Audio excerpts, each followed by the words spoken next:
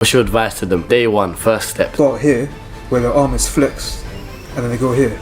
But why aren't you going here? People say take rest days and stuff like that. Would you advise that? They don't do the full range of motion. Keep it so extend fully. It's 1.6 to 2.2 grams of protein per kilogram. What should be on their plate? Breakfast, lunch and dinner. Main focus, that's the main focus. If you want to fix your life today or have access to my free self-improvement guide, all links will be down below.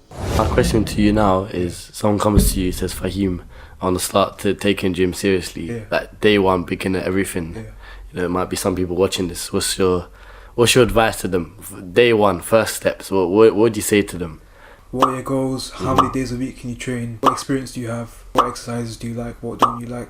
What injuries do you have? And then from there you can create a plan that will serve them for their goal. What quick tips would you give to them in terms of like maybe like form or something, or even diet, any nutrition advice?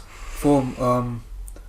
A lot of people, so this is another mistake, they don't do the full range of motion of the exercises. Okay, yeah, tell me more. So like, let's say someone's doing bicep curls. Someone might start here where the arm is flexed and then they go here. But why aren't you going here? Yeah, I've seen that a lot as well. Now the Extend. The thing is, there's a lot of research that's starting to show that when you stretch a muscle under load, there's actually more growth compared to if you started from a not stretched position. Okay, yeah. So like, if you take the leg extension, for example, I think there was a research that showed this, or let's say the leg curl. I mean, so it's working your hamstrings. Yeah. So there was a study that's showing the difference between lying leg curl and then a seated leg curl. Okay.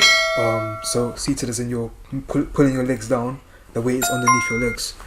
And the research showed that the seated one was a little bit better than the lying one.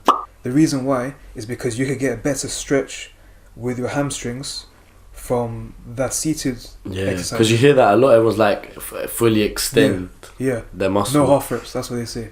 And that's the reason why. Because you want to get that stretch in your muscles, start from a lengthened position and then lift. So in terms of key tips, so extend fully. Yeah. Every exercise. Exercise. So like pull-ups, go all the way down. Don't just start here. Yeah. All the way down. And when you're down, like dangle as well. Hold it like that. Cool. Anything else in terms of that for beginners, and then we can maybe talk about diet advice. Yeah, that's it. So that and training close to failure, within 4 reps to failure, and then working your muscle, each muscle at least 2 times a week. Depends if you're a beginner, maybe 3 times a week. At least 2 times a week, and then seeing how you feel like in terms of soreness and your fatigue. If you're not really that sore, then you can increase the sets and do more. But if you're feeling too sore, maybe you want to take down the sets, especially if you're not making progress in terms of getting stronger. So what would you say about the overworking idea? People say take rest days and stuff like that. Would you advise that possibly? Or is it just kind of judge on each person to themselves? You know, how they are. What would you say about that? 100%. Like your muscles, they're building, and it's usually like 24 to 72 hours. Okay. Which is like 1 to 3 days. So you could work your muscle the next day, but that depends on which muscle it is. Like the calves, they recover quite quickly, so you could maybe train them the next day. But other stuff like a big muscle like legs, like 2 or 3 days, and then go again. Same thing maybe with your chest or whatever. But with your shoulders, stuff like smaller muscles, maybe you can work it the next day.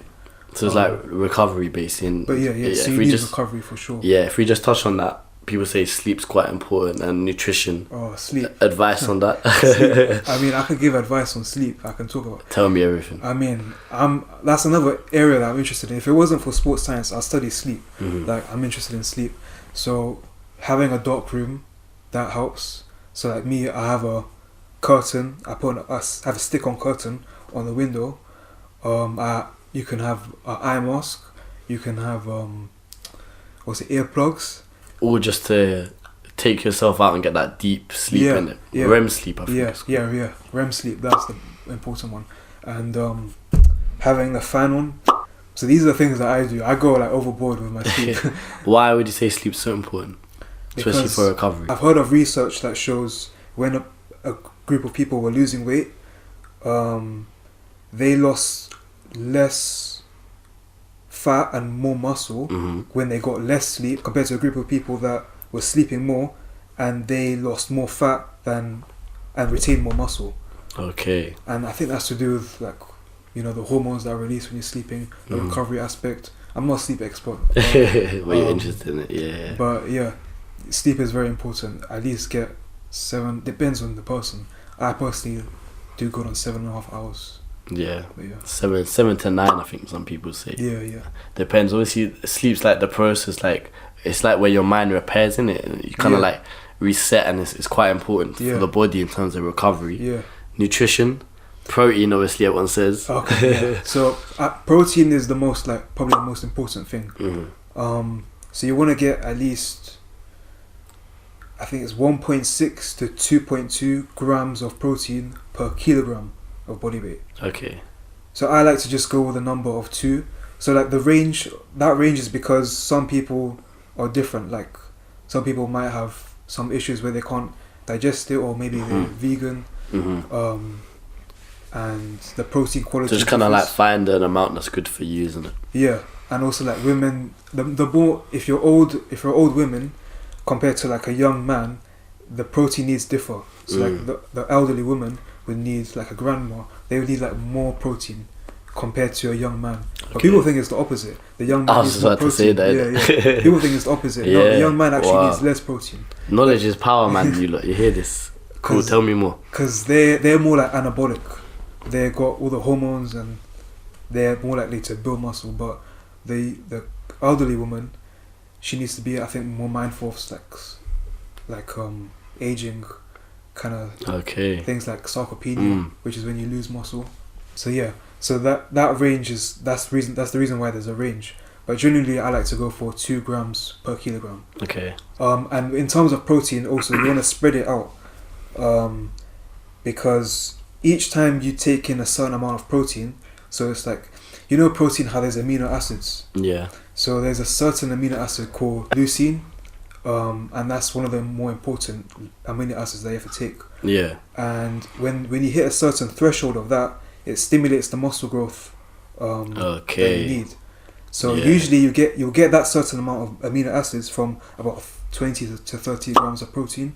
So if someone takes like 5 grams of protein, they're saying, "Oh, I'm building muscle." Well, did you get that amount of amino acids, or you get so that's what it comes down to then. Yeah. If you're not, then maybe you're not really building muscle. Maybe it's contributing in some sort of way. But you need to take in a full meal of like 20 to 30 grams of protein. So high amino acids. What would you advise in that? Because just literally, if I think of protein, eggs, chicken. Yeah, go towards more like animal sources like dairy. Plant sources can be okay, but you need to make up for it by having more protein, and that's where that range comes in, 1.6 to 2.2. Yeah. But yeah, that and just spreading it out with 20 to 30 grams per meal. That's what you want to do. Okay, so what about like vegetables and fruit and stuff like that? Is that important? I know people say have a balanced diet and everything. Yeah. Obviously, protein's always going to be the main focus. That's the main focus. So after you work out, you know, people have protein shakes. Is that good? Protein shakes, some form of protein. It has to go in your system before and after, no? Before or after, yeah. To be honest, I don't know much about it, but there's definitely some kind of myth where people need to run to the protein shake and down that. That's not true. There's people call that anabolic window. That I think there's research that's been shown that's not true. Because every time we know in the locker room you see I'll do it as well after. Because I'll just have my shake like there and then. Obviously for whatever I don't have shakes now anyways. I try and eat good, but yeah, you know. So tell me more. So you don't have to have it immediately. No. You don't have to do that. People think you need to. Within 20 minutes, I need to go and get a protein shake. Legging it. That's not true. They call that the anabolic window. But that's not true. If you've had protein before you worked out, like you ate just before, like maybe a few hours before, and then you worked out, that's fine. Like you can just chill out, go home, eat whenever you want to. But some people, they think they need to down it quickly. That's not true. You don't need to worry about that anyway before or after. Just focus on getting spacing out your protein evenly. So depending on, so let's say I take 120 grams of protein. 120 divided by 3 is 40. So I have 40 each meal. If you want to eat 4 times a day, then 30 grams per meal. And when you do that, it will cover if you need protein or not. You don't need to worry about if you need protein or not when you're working out. That spacing out will cover that. Yeah. So put it like this: someone comes to you, Fahim, what should I have? Breakfast, lunch, and dinner. Just tell me, or tell the people naturally, like what a template looks like for your meal. Obviously, the size is fair enough. Eat until you're hungry, cool. But what should be on their plate? Breakfast, lunch, and dinner. Just. Or what you have from your experience. Obviously, we can mix and match a lot of things. Well, the essential thing is the protein. So having... So breakfast, we could say like eggs. So let's say someone's taking 120 grams of protein, split into 3 meals, breakfast, lunch, dinner. They need to have 40 grams within each meal. Okay. So that can come from whatever they want, whether it's eggs or protein powder. Personally, I have protein powder in the morning. Like have it with cereal. But depends on the person, obviously. But generally, you want to get some carbohydrates, and it would help if you get some vegetable or fruit. But you don't need to, like. So morning, let's just say for you, so like cornflakes or cereal. Okay, so let's say what I have: cereal, protein powder, and banana. So that's all that for breakfast. You're that hungry, working. No, you should see what I eat. That's a good breakfast already. It's more than I have. But tell me lunch now. Lunch, what do you say? So same thing, like you can follow the same template, whereas a vegetable, fruit, carbohydrate, and a protein. So like we said, we need that 40 grams of protein. Yeah. Then carbohydrate, whatever you want really. It would like depend on the situation. Let's say you finish the workout, you need to replenish your glycogen, depending on how hard you worked out. So let's say if that's the case, then you can get some more fast absorbing carbohydrates. Yeah. So then you can have more sugary kind of stuff like cereal or whatever kind of, even like junk food that has high sugars in. Especially if you get someone that wants to train twice a day, they need to replenish their glycogen for another workout. But if that's not the case, then you can just have, potatoes, rice, whatever the person wants. So it's like, what about like chicken sandwich or something like that for lunch? That's cool. Anything in it. Yeah, that's cool. Little meal deal with something healthy, an apple on the side or something. Anything as long as it's got the amount of protein that you need. So we're aiming for 40 grams. Okay, so that's like the key. That's like the key thing in it. 40 grams for everything, as we said in it. Depend on that example. If someone's taking 160 grams, because if that's what they calculated, then it's different. Obviously. Cool. Dinner. Big boy food. What would you normally have? I see sometimes you either have fish or chicken, or I'm seeing like green beans or something. It looks very healthy and it looks good.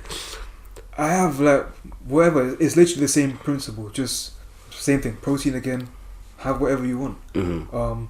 But have something that will make you full so that you're not hungry when you go to sleep, because you could be hungry and when you go to sleep it might interfere with your sleep in terms of, I can't sleep, I'm too hungry. That's true. That's true. But you don't want to be on the other side of the coin where you're too full and you can't sleep either because you're just lying there like, too full.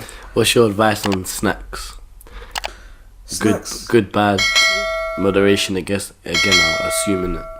Literally depends on the person. Like there's nothing wrong with snacking. Like it's not illegal. But I know some of you lot think it is, and some cheat days, everyone goes mad, bro. It just depends on the person's goals and what they're trying to achieve. If someone's trying to lose weight and they're snacking because they just want to feel that hunger, and they're not achieving their goals of how much food they need to take in. If they're going overboard because they're snacking, obviously that needs to be addressed. Yeah. If you want to fix your life today or have access to my free self-improvement guide, all links will be down below.